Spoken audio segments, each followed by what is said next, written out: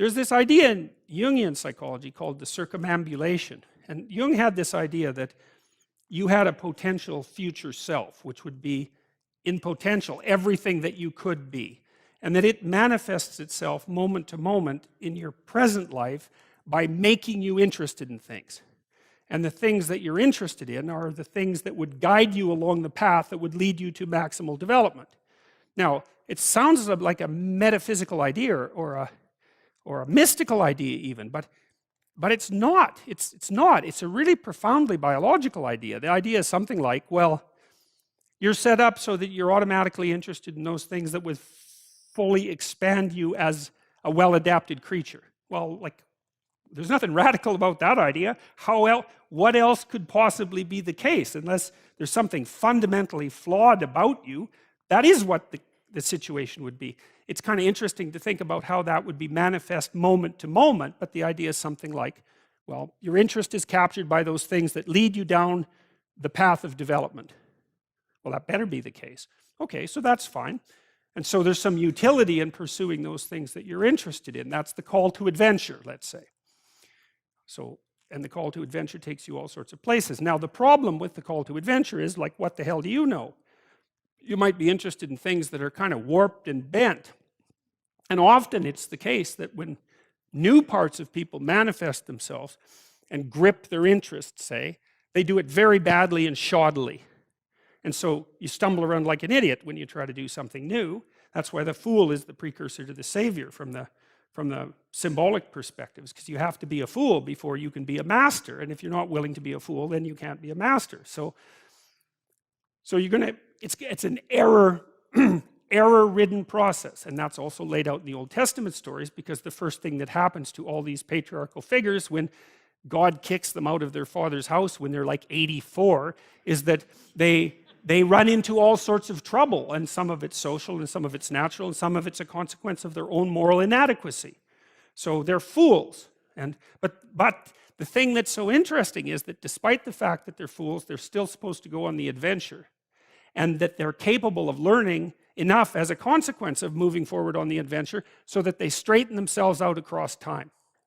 And so it's something like this. So this circumambulation that Jung talked about was this continual, we'll return to this continual circling in some sense of who you could be. You might notice, for example, that there are themes in your life. You know, when you go back across your experiences, you see you kind of have your typical experience that sort of repeats itself. And there might be variation on it, like a musical theme, but it's like you're circling yourself and getting closer to yourself as you move across time. That's the circumambulation. Now, you remember that for a sec, because we'll go back to it. Okay, so imagine that something glimmers before you. It's an interest that's dawning, and you decide, well, first of all, you're paralyzed. You think, well, how do I know if I should pursue that? It's probably a stupid idea. And the proper response to that is, you're right, it probably is a stupid idea, because almost all ideas are stupid. And so the probability that as you move forward on your adventure that you're going to get it right the first time is zero. It's just not going to happen. And so then you might think, well, maybe I'll just wait around until I get the right idea, and which people do, right? So they're like 40-year-old, 13-year-olds, which is not a good idea. And so they wait around until it's waiting for Godot, until they finally got it right. But the problem is you're too stupid to know when you've got it right. So waiting around isn't going to help, because even if the perfect opportunity manifested itself to you in your incomplete form, the probability that you would recognize it as the perfect opportunity is zero. You might even think it's the worst possible idea that you've ever heard of anywhere. Highly likely. Highly likely. So you have, Nietzsche called that a will to stupidity, which I really liked. So, because he thought of stupidity as being you have to take it into account fundamentally and work with it. And so you can take these tentative steps on your pathway to destiny, and you can assume that you're going to do it badly. And that's really useful, because you don't have to beat yourself up. It's pretty easy to do it badly. But the thing is, it's way better to do it badly than not to do it at all. And that's the continual message that echoes through these historical stories in Genesis. It's like, these are flawed people. They should have got the hell out of their house way before they did. And they go out and they stumble around in tyranny and famine and self-betrayal, and and violence, but it's a hell of a lot better than just rotting away at home. And that's great, so that's good. And so why is that? Well, okay, so you start your path and you think that you're heading, towards your star. And so you go in that direction. And then, because you're here, the world looks a particular way, but then when you move here, the world looks different, and you're different as a consequence of having made that voyage. And so what that means is that now that thing that glimmers in front of you is going to have shifted its location, because you weren't very good at specifying it to begin with, and now that you're a little sharper and more focused than you were, it's going to reveal itself with more accuracy to you. And so then you have to take it's almost like a 180-degree reversal. But it isn't, because, you've gone this far, and that's a long ways to get that far. But that's a lot farther than you would be if you just stayed where you were, waiting. And so it doesn't matter that you overshoot continually, because as you overshoot, even if you don't learn what you should have done, you're going to continually learn what you shouldn't keep doing. And if you learn enough about what you shouldn't keep doing, then that's tantamount at some point to learning at the same time what you should be doing. So it's okay. So it's like this. Now, what's cool about it, though, I think, is that as you progress, the degree of overshooting starts to decline, right? And that we know that there's nothing hypothetical about that. As you learn a new skill, like even to play a song on the piano, for example, you overshoot madly. You're making all sorts of mistakes to begin with, and then the mistakes,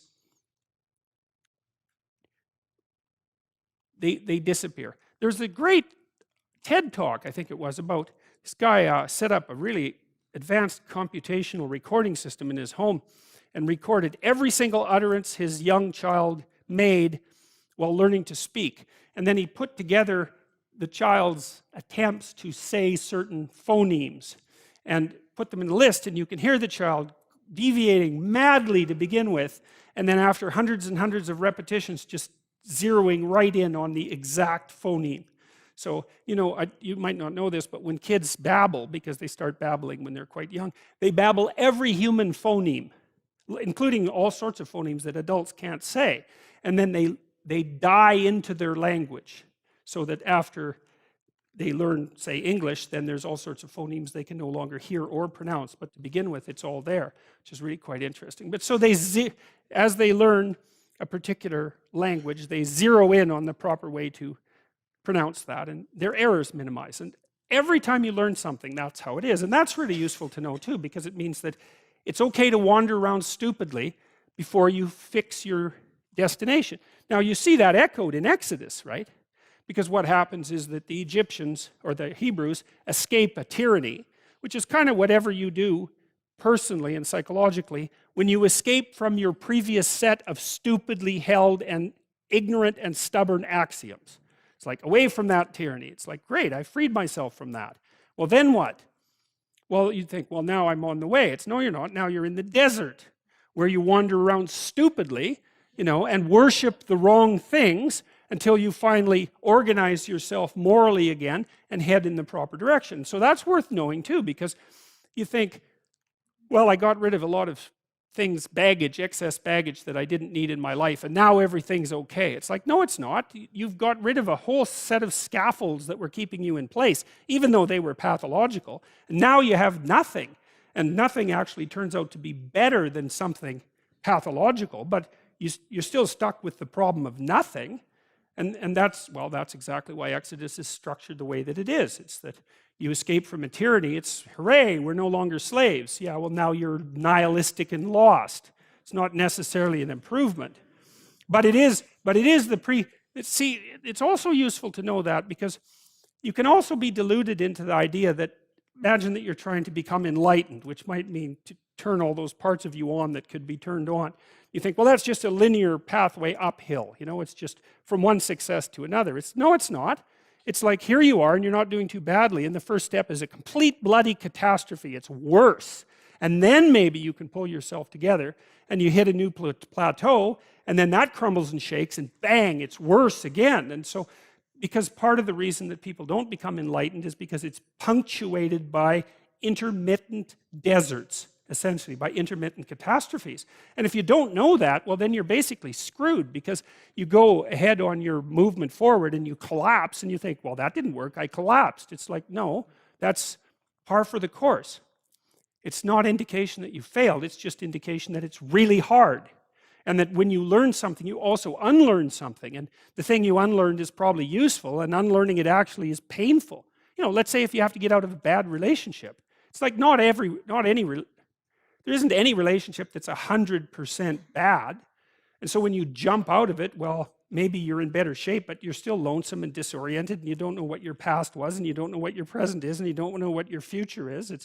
That's why people stay with the devil they know instead of, you know, looking for the devil they don't know. So anyways, the fact that you're full of faults doesn't mean you have to stop. And thank God for that. That's a really useful thing. And the fact that you're full of faults doesn't mean that you can't learn. And so you can posit an ideal, and you're going to be wrong about it, but it doesn't matter, because what you're right about is positing the ideal and moving towards it. If the actual ideal isn't conceptualized perfectly, well, first, surprise, surprise, because like, what are you going to do that's perfect? So it doesn't matter that it's imperfect. It just matters that you do it and that you move forward. So that's really positive news as far as I'm concerned, because you can actually do that, right? You can do it badly. Anyone can do that. So that's useful. Okay, so like if you were an efficient person, you would have just done that. But you're not. But who cares? You know, you still end up in the same place. And maybe the trip is even more interesting. Who knows? Probably too interesting.